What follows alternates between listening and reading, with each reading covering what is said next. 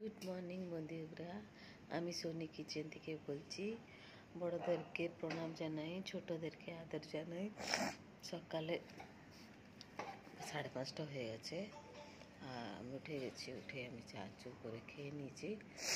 বসেছি এখানে, একটু বালকনিতে বসবো, গাছে জল দেবো।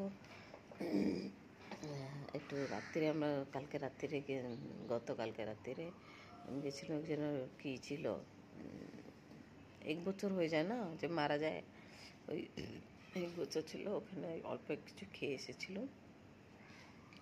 আর তারপরে আমরা স্বামী স্ত্রী খেলুম না কিছু, ছেলে আসলো, ছেলে খেলো, তারপরে ঘুমিয়ে পড়লো। উঠেছি, রান্না কী করবো, রান্নার ভিডিওটা পরে করব বন্ধুরা।